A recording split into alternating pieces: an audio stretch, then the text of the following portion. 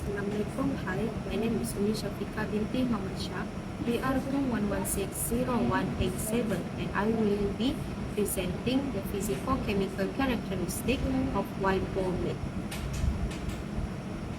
Abstract. This review article is an overview of the physico-chemical characteristic of wild boar meat in comparison to pork meat. Other than that, parameters such as carcass characteristic, pH and color, fat content and fatty acid composition, as well as sensory element was assessed using wild boar meat before comparing it to pork. Last but not least, factor influencing the physico-chemical characteristic of wild boar meat such as age, gender, feeding area, and storage method was discussed. Background study. Wild boar meat is also known as game meat. The word game is used to distinguish domesticated animal species from wild animal species. Game meat is distinguished by its deep color, robust flavor, and distinctive texture. As a game meat, wild boar meat is leaner and tends to be darker red than the ordinary pork. Introduction. In Southeast Asian as well as other regions, human culture use wild boar as main source of food. Wild boar meat is similar to pork, but there are a few differences worth noting. Carcass weight, pH and color, fat content and fatty acid composition, as well as sensory element are compared between wild boar meat and pork meat. Age, gender, feeding area, and storage method are factors that affect the physico-chemical characteristic of wild boar meat. The objective of this review paper is to study the physico-chemical characteristic of wild boar meat and in comparison to pork meat. And number 2 is to identify factors influencing the physico-chemical characteristic of the wild boar meat. Physico-chemical characteristic of wild boar meat in comparison to pork meat. The first parameter is carcass characteristic. Domestic pig carcass weighs substantially more than wild boar carcass. The wild boar carcass range in weight from 16 kg to 51 kg. Wild boar weight varies greatly depending on a number of variables, including age, forage availability, and individual difference. Domesticated pigs are significantly larger and heavier than wild boars. This is because domestic pigs are cultivated as livestock, so they are well-fed and truly cared for. Contrarily to wild boar, they are forage and seek their food in the wild. The second parameter is pH and color.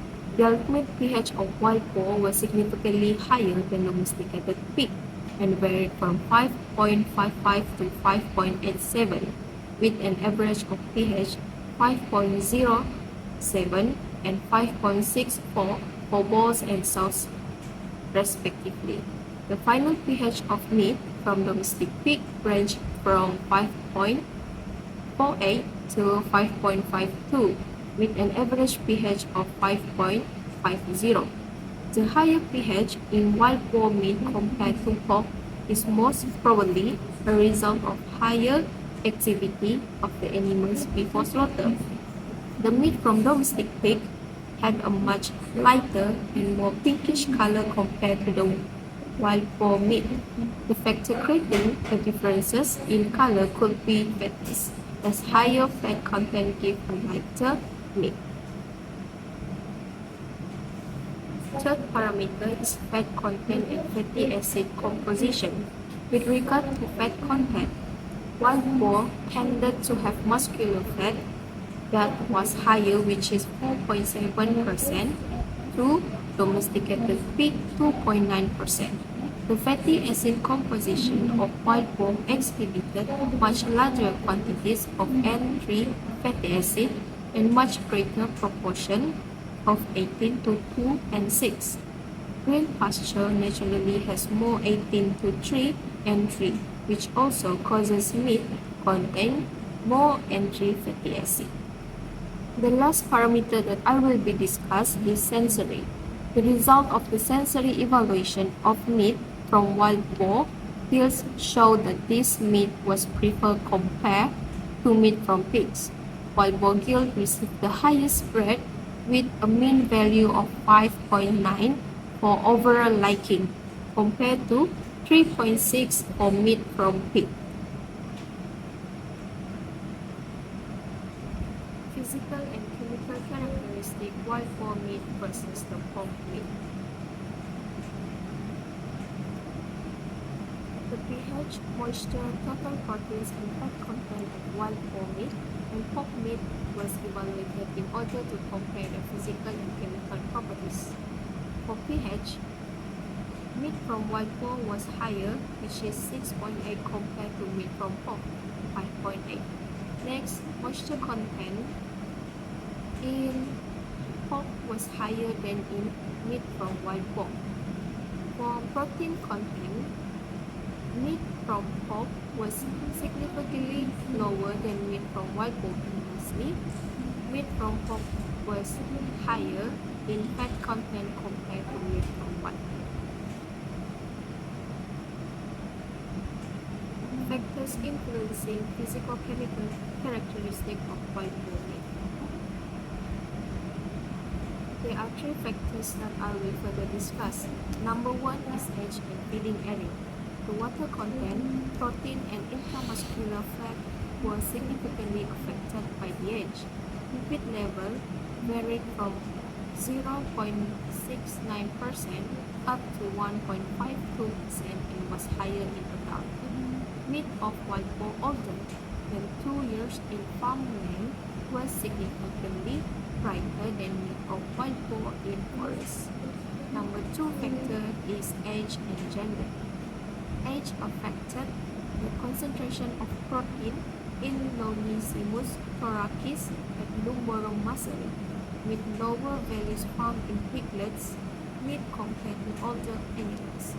Value of pH noted for individual carcass range from 5.38 in female yearling compared to 5.97 of male yearling.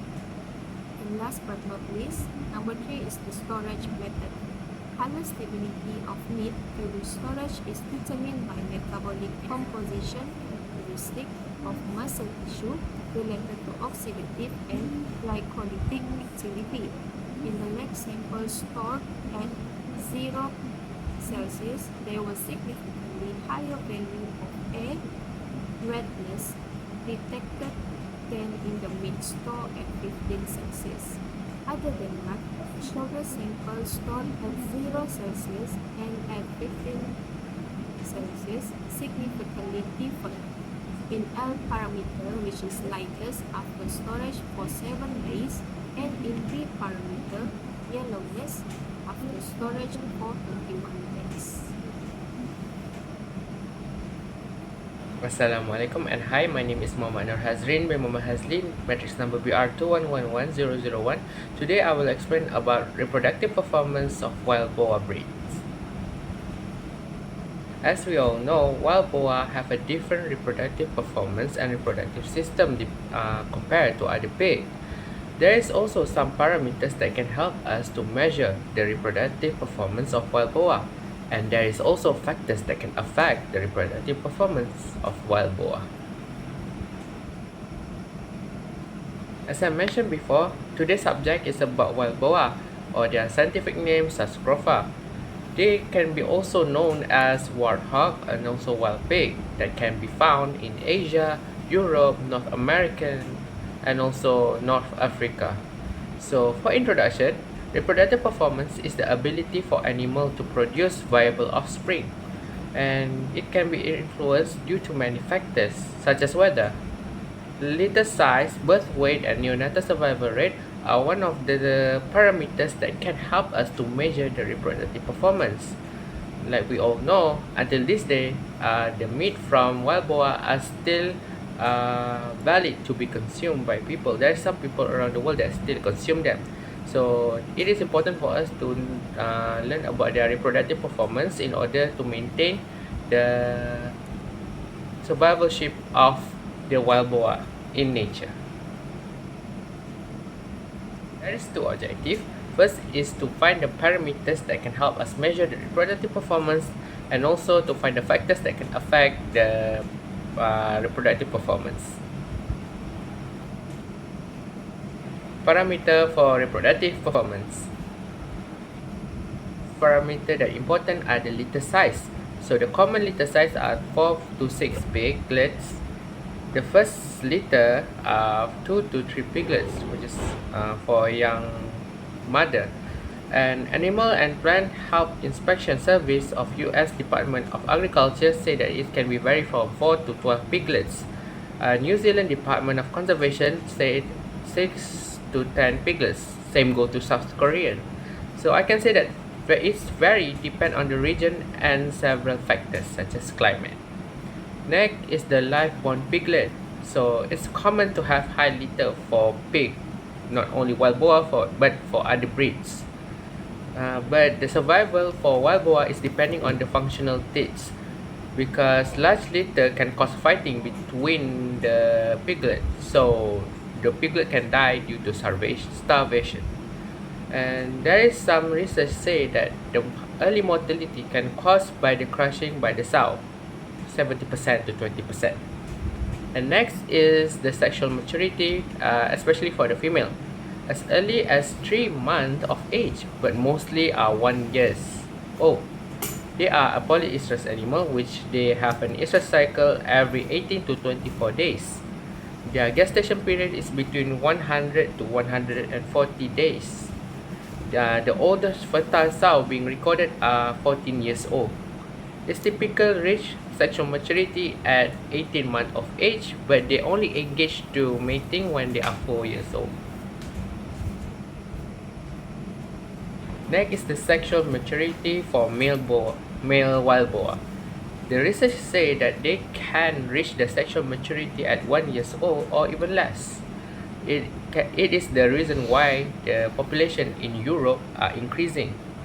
Sub-adult male can reach sexual maturity from 12 to 24 months. Adult are 2 years old. Both of them now can engage into a mating. And uniquely, for juvenile, they can reach sexual maturity for less than 12 months and even try to engage in mating. Next is the factor that affect reproductive performance for wild boar. First factor are the temperature and climate. So pregnancy rate are highest during winter and spring. I can say it's a cold weather or low temperature. So early stage of pregnancy, girls are particularly susceptible to effect of heat stress. Heat stress in boa can result in reduction in semen quality, which it took 8 weeks to recover, and also heat stress or high temperature can decrease the interest and also motivation for them to mate.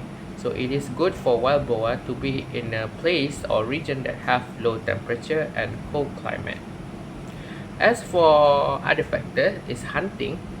It is in some places like in Europe, the prohibition of there are rules to prohibit the hunting of female that have piglets.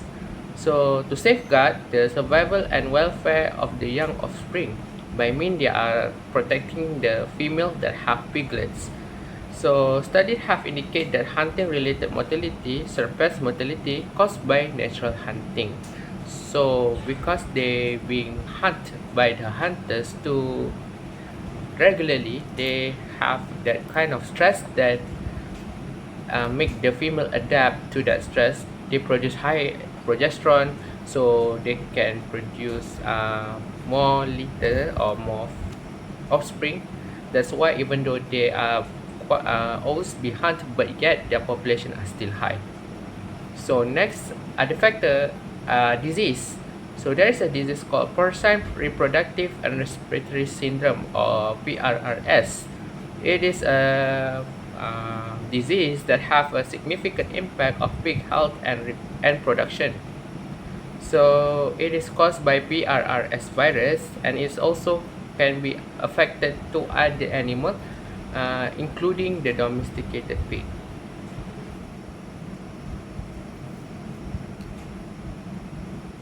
Next factor are the diets. Nutritional status and of boa plays a vital role in their reproductive performance. So, appropriate diet is essential for boa to maintain optimal reproductive function. One crucial factor influenced by nutrition is libido. So, for pig that we have in our farm, they are using ad libitum, which is a very good system of feeding in order to sustain the fertility of both male and female pig. And the dietary restriction that we have and also did not even delay or disturb the onset puberty. Next is the photoperiod. Photoperiod act as a critical environmental cue. The changes in day length will result in adjust their reproductive activities. By mean, the reproductive activities is depending on the length of the day or the exposure to light. And photoperiodic changes will also resulting in express reproductive readiness. Exceeding 50 hours of light can give a positive effect to the onset puberty. And last but not least, the parity. Parity means the number of time of sow has given birth. High parity can result in a lower litter size.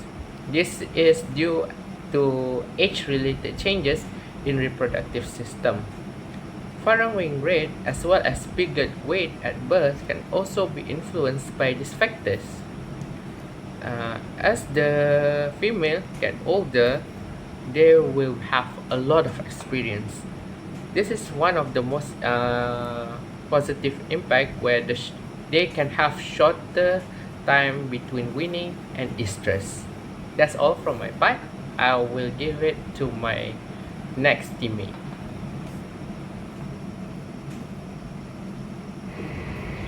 Hi, my name is Isabel Jopin, metric number BR211100046.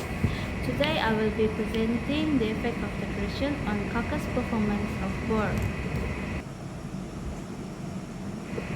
For your information, wild boar domestication happened approximately 9,000 years ago, where they were hunted down and bred for their meats. So back to the topic. Nutrition. What is actually nutrition? Nutrition defined as compound or substance essential to the body needs or requirement.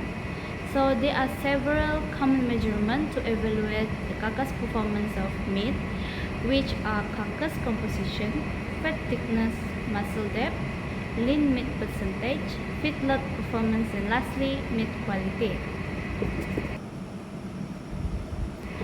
So first is carcass composition. What is actually carcass composition? Carcass composition defined as the relative proportions of the skeletal muscle, adipose tissue, and bone measured in growth experiments. So the data shown on the slide is from a journal entitled Nutritional Approaches to Slow-Lead Finishing Pig Growth, Investigation on Carcass Composition and Pork Quality by Emma C. Hell. This study aimed to evaluate the efficacy of dietary strategies to slow growth in lead finishing pigs and evaluate the effects on carcass composition and pork quality. The experiments include observing 3 groups of lead finishing pigs, where each group are harvested at a different time. The first group are harvested at day 14. The second group harvested at day 28, and lastly group 3, which were harvested at day 42. In the experiment, 6 different diets were given to the pigs of each group. The first one is diet containing corn, soybean meal based finishing diet, which simplify as CON, uppercase. Another is diet containing 3% of anhydrous calcium chloride, CaCl2. Next is diet containing 97% corn with no soybean meal and no synthetic amino acid, which labeled as corn. A diet formulated as per CON but deficient in isoleucine, which labeled as LOWILE. Diet containing 7 wholes, 15% NDF, and lastly, diet containing 7 wholes at 20% NDF. So based on the table shown on the slide, we can see that at first harvest, which is day 14, The pigs that has the highest hot carcass weight is the one that were fed with diet containing LOWILE or low iron, which is 115 kilograms on average. Whereas lean percentage, the highest at first harvest, is the one that fed with 20% NDF, which is 54.7%. Back fat, on the other hand, goes to the pigs which were fed with diet containing corn soybean meal based fleshy diet, and lastly loin depth were given to the pigs that were fed with 15% NDF of soybean hulls, which are 67.9 mm. At second harvest, which is day 48, the highest hot carcass weight of pigs goes to the one that were fed with CON, which is 117.1 kg, whereas the lean percentage goes to the one that were fed with CACL2, which is 55.3%. Back fat goes to the one that were fed with corn, which is 18%, 18 millimeter. And lastly, loin depth goes to the pigs that were fed with diet containing low iron, which is 68.4%. Lastly is the third harvest, which is at day 42.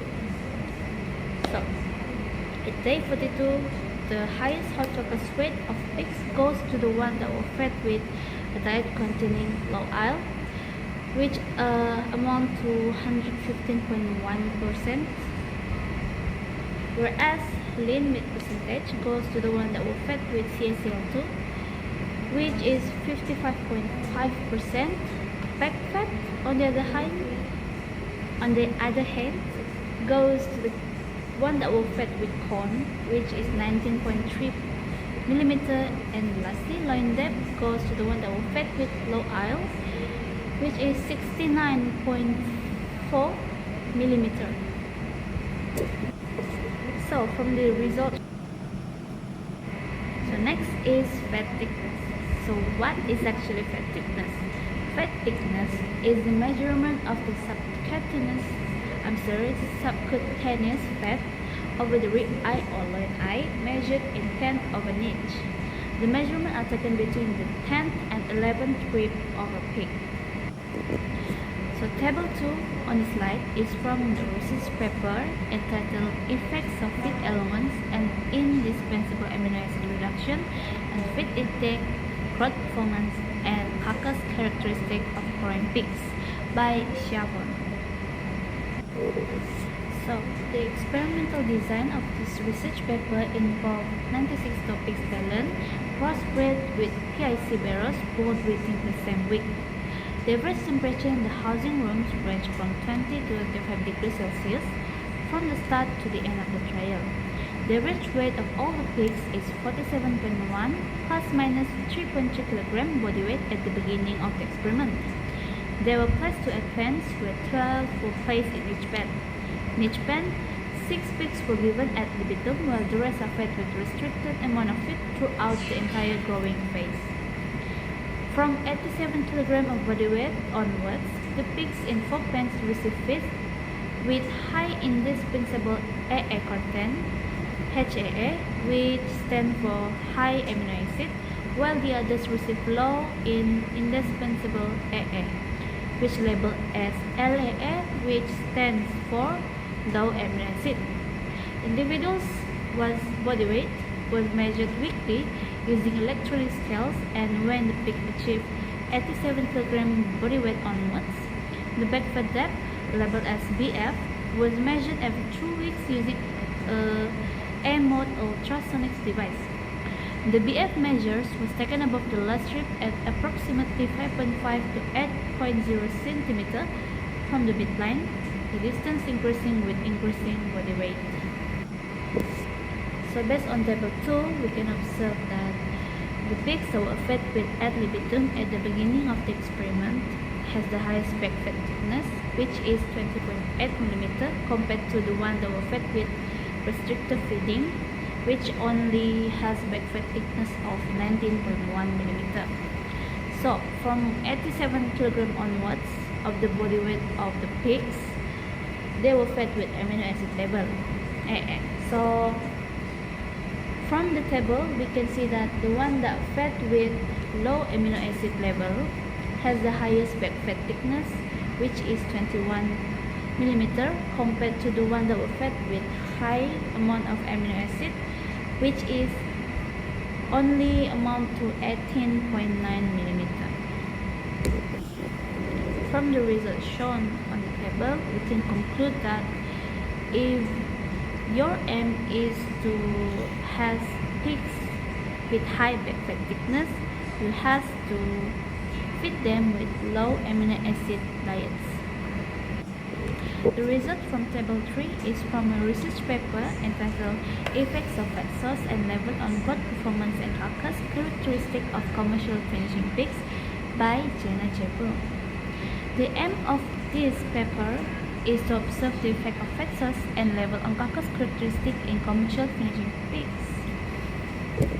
So based on table 3, we can see that the pigs that were fed with pig's feed which were added 1% of fat has the highest back fat thickness, which is 16.44 mm.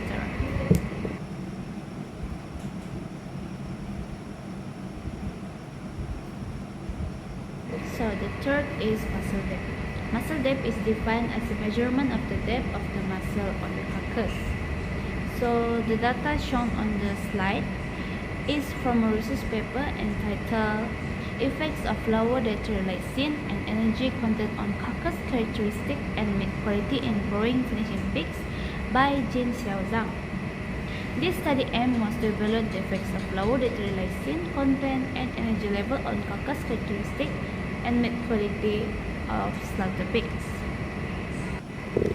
Based on the table, for the first phase of the experiment, the average weight of the pig is 60 kg.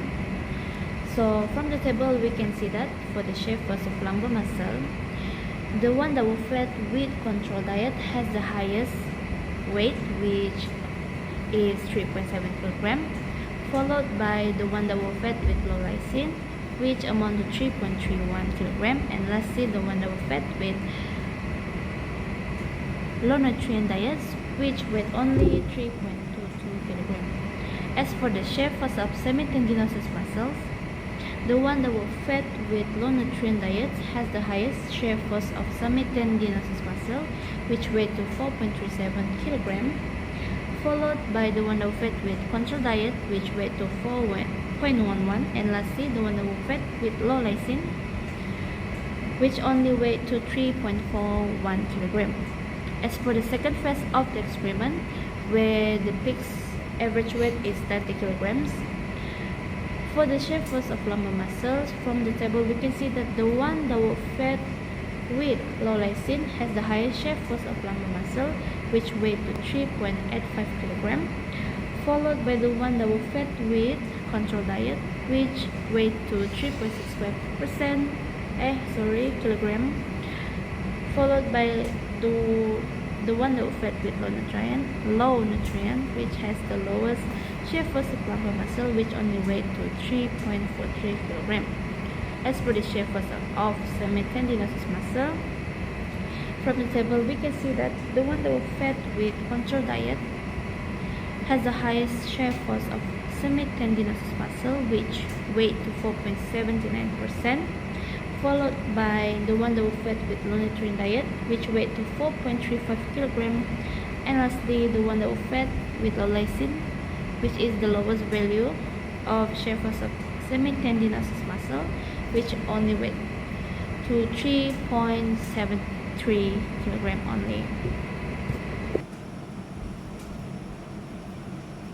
The fourth carcass performance evaluation is lean meat percentage, or simplified as LMP. So, lean meat percentage is the proportion of lean meat in a carcass, which is typically measured as a percentage of total carcass weight.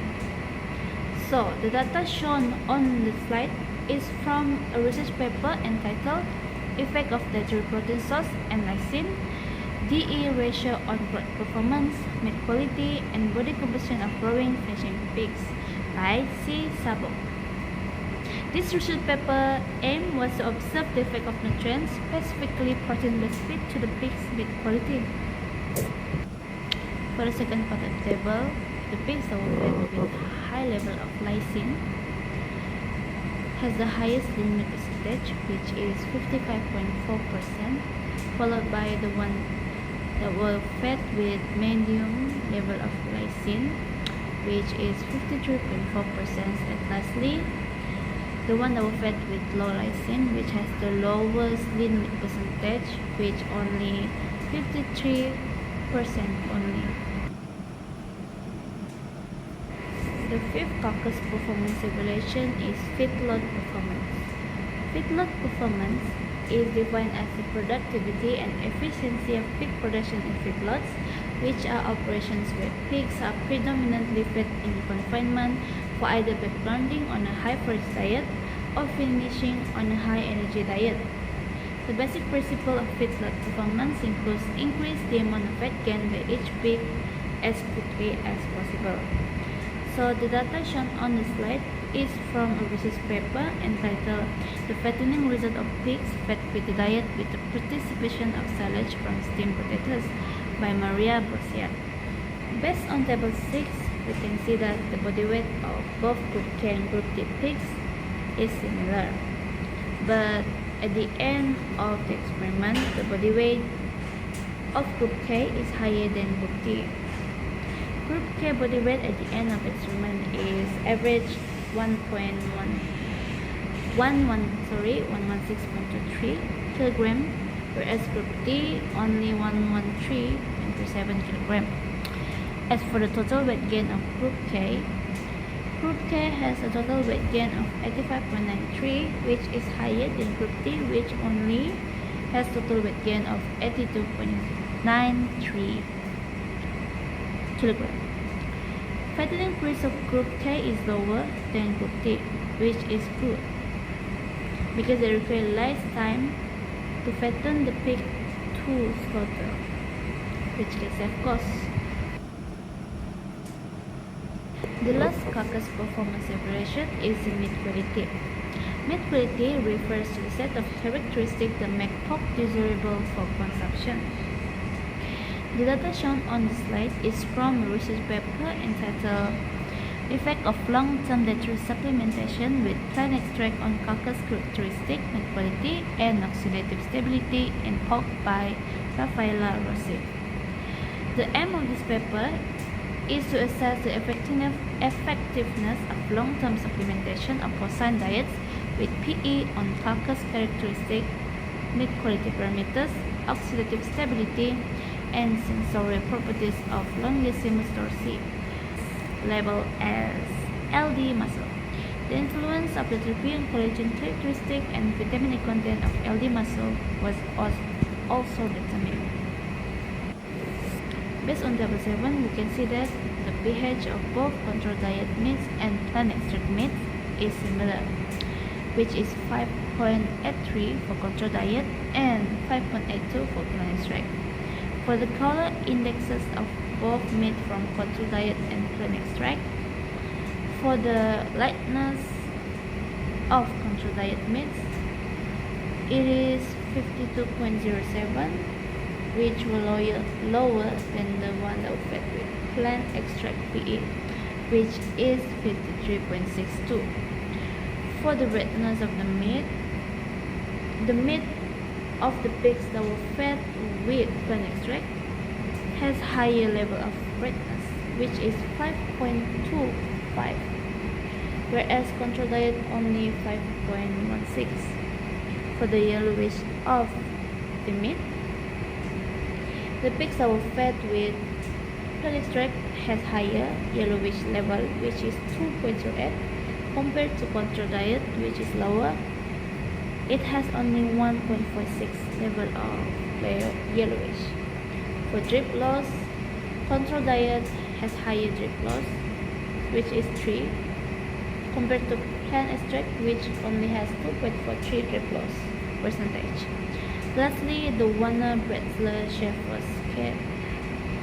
The control diet share force is higher than the share force of plant extract, which only 1.83 kilogram per cm2. That's all. Thank you.